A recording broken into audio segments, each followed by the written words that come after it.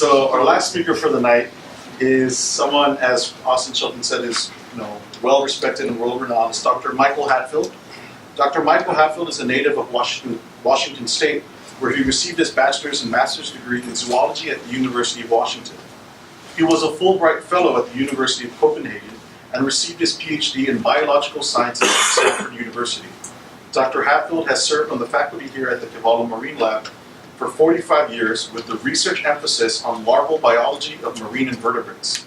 His secondary research field since the 1970s has been studying ecology, demography, and conservation biology of endangered Hawaiian tree snails, most recently emphasizing conservation genetics. Dr. Hadfield has done fieldwork in Guam, Rota, Saipan, Pagan, and Mariana Islands, specifically focused on endemic partulid tree snails, and I hope I pronounced all those words correctly. Let's welcome Dr. Hadfield, everybody.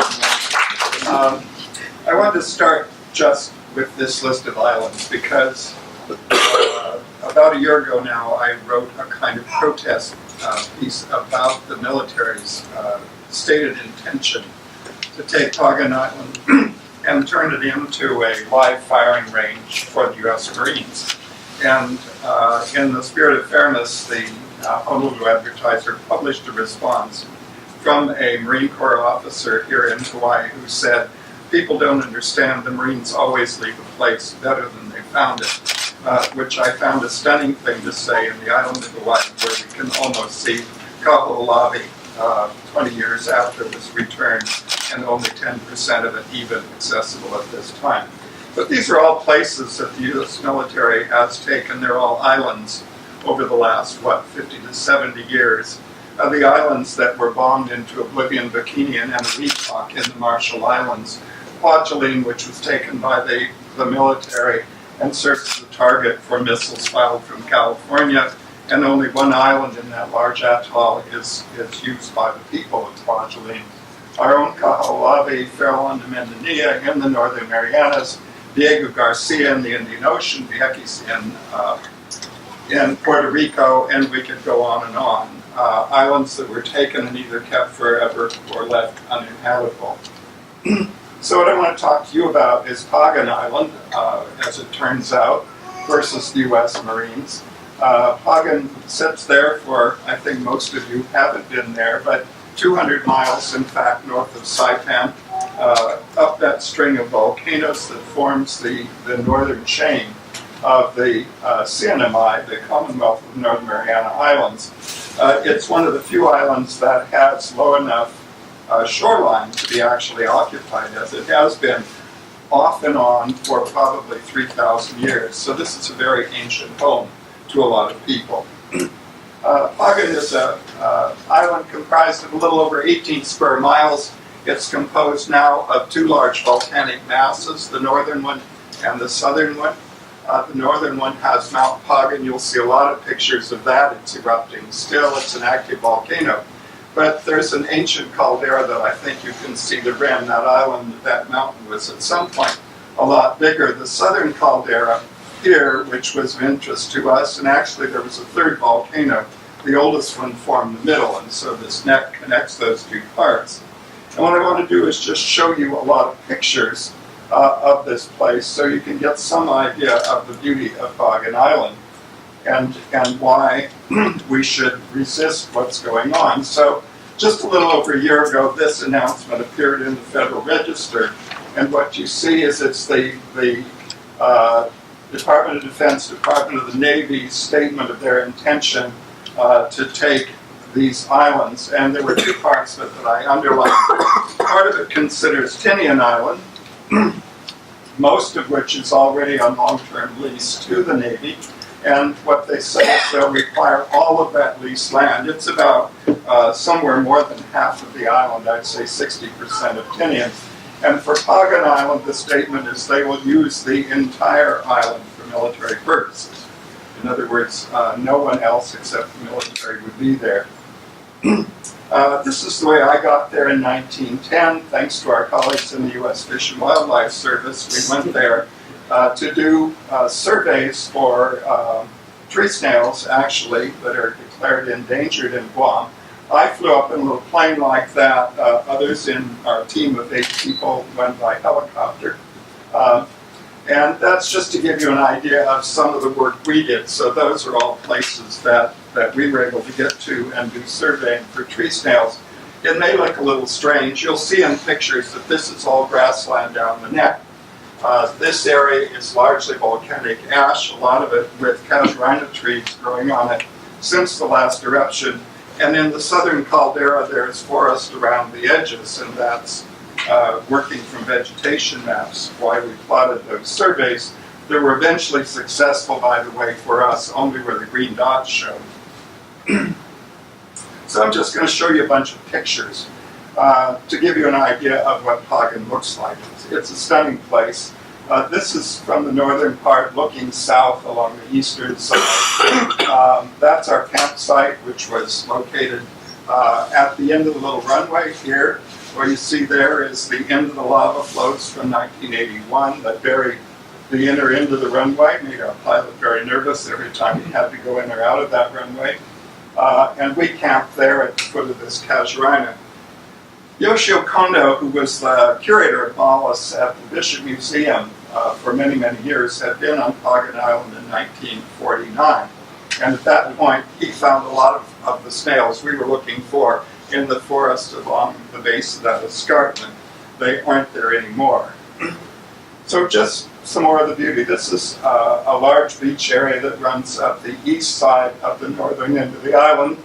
Some of the evidence of former human habitation is along that beach, and this was just one of these sort of matati stones, you know, had been used as a place to grind nuts, coconut, and things of that sort. Very near that were house sites with the large stone foundations for houses and so forth. There are several sites like that on Pagan. The volcano itself, we camped and slept right at the foot of that volcano, and it smoked the whole time we were there. The last night before we left, we looked up there after dark, and there was a nice red glow on the bottom of that cloud, but it never did anything more than that. You can get right up close to it. Our late friend Lou Eldridge, who was at the University of Bonn for years, told me about actually hiking into that crater years ago. The Black Beach, this is on the west side of the northern end of the island. Long beaches like that. The little cove right below where we camped, that's a monument the Japanese built post-World War II in honor of the Japanese soldiers who died on Pagan. I should add the Japanese had 5,000 soldiers based on that island during World War II. There's a little lake right alongside the shore along the northern end. It's quite brackish because it's just really a sandbar separating it from the ocean there. That's the basis of the northern escarpment, the old volcanic crater. Looking south, we were lucky. We were able to commandeer the helicopter to lift us into that lower caldera for our surveys. That looks into the northern caldera. There was areas like these, by the way, around the edge of that caldera where we were successful in finding the snails. Some of the forest in the north, it was very intact up there, by the way. It's good understory, lots of native plants, a lot of really unusual things there. Here's your colleague, Steve Miller, up in that northern forest. So, in terms of macrobiota, things are wonderful on that island. There are a lot of birds there, and not a single one of them was non-native. It's the only place I've ever been in my life where there weren't some house sparrows. Finches introduced mine as something, but the entire bird fauna was beautiful, and that's just a few of them. The Marianas fruit bat on the endangered species list, the Marianas megapode, a bird, is also there on the endangered list. And big monitor lizard, not endangered. These birds also are native, and the white terns were nesting while we were there. This was our goal, Parchalagiba, and we eventually found it on the island in the northern caldera. The island is not pristine. Anybody who quotes me saying it's a pristine island isn't quoting me accurately. There are lots of goats and they've been there for hundreds of years. There are lots of pigs and they've been there for hundreds of years. And there are lots of cattle. They haven't been there for hundreds of years.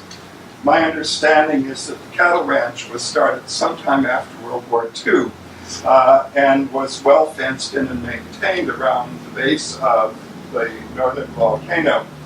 But in 1981, when Mount Pagan erupted and the population was evacuated all in 1 or 2 days, the cattle got wild, and there are now literally thousands of cattle. They're on the northern part. This is on that long beach that runs up the east side of the northern part of the island. And what's happened because of those cattle is that the understory of the forest has been pretty much destroyed. The high forest in the northern caldera. So while the trees are intact, that's all a nice native forest there. The understory is gone, which is undoubtedly why condo snail populations have disappeared. It looks like that almost anywhere you go. The nice part of the northern part, if I drop that one more time, and this is looking, by the way, I told you that the middle of the island is all grassland, and that's why you didn't see us doing transects there. But the important thing is that that northern part is where the bulk of the landing sites are. So this is kind of the way it would look today. As I say, the whole island is only a little over 18 square miles, but I pointed out with my red arrows where you can get onto Pagan Island. So only those places where the beach, our campsite was here, that's where the runway is. This is that long beach where I showed you the cattle. This is that black sand beach. So that's where you can get on. The military statement says, of course, that they're going to take the entire island. There's some agreement that they might put a fence across here and only use the northern part, and that would leave the southern part without water, without access, and probably without protection. At least one early estimate said there would be a battalion of Marines, something like 2,000 men based there, and I can't imagine them not spending a lot of time hiking in here. So what will this look like? Well, that's what Kewalo looks like today. And I can't see the northern part of that island after being bombed, strafed, targeted, torpedoed, rocketed from the air, from the sea, and from land, looking much better. Kewalo, as I said, is mostly unuseful today. So a couple of years ago, actually, when there was first a proposal to use Pagan Island as a dump for debris from the Fukushima tsunami in Japan, my colleague Dave Sisko and I started the Save Pagan Island website and a petition drive that was quite effective. It got sufficient numbers of signatures that the political wind blew against that move. But in the meantime, of course, the military plan was well underway. And so that's what the petition says now. So at that point, we began making contact with people in Saipan, and we really have close colleagues there now. Our petition there has run somewhere over 5,000 signatures. The Sierra Club then launched a signature drive on Save Pagan Island that went to 10,000 signatures, and two other international groups, Care 2 and Roots Action, launched two more petition drives on Save Pagan Island. The total number now is over 110,000 people that will be stating this opinion very strongly when the EIS is finally issued for Pagan Island and Tinian. If you don't know about SavePaganIsland.org, I would urge you to go there. You can learn a lot there. Our colleagues in Saipan are forwarding us literally everything that comes out there, and it's in the news almost daily. And all of that news, all of that information goes on here. Needless to say, I'm not Chamorro, and I did not grow up, and my ancestors weren't in the northern Mariana Islands, but I'm really happy to say that the people who do live there are now active, they're mad, and they're determined.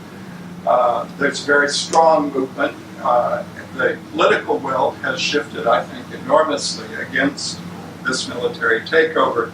At the time it started, well, first of all, if you haven't been in Saipan, you don't know what a poor place it is. About every third storefront there is closed and empty. They need income badly, and I'm sure the politicians basically saw the marine payroll as a good income for the islands. But the pressure now is great. There are hundreds of people who consider those northern islands, Pagan Island, home. They would like to go back. They've been barred from going back, but there's now a major move in the Saipan legislature to reopen homesteading. So the Kuleana type homesteads there can be reclaimed. The governor has been pretty much pushed into taking a strong position against this military takeover. The EIS has not been issued. I don't know when it will, but I think the military will find the resistance, just as they did in Guam, to be really surprisingly great, particularly with the backing, I think, of the international community. There, did I make my 10 minutes, Austin? Okay, thanks.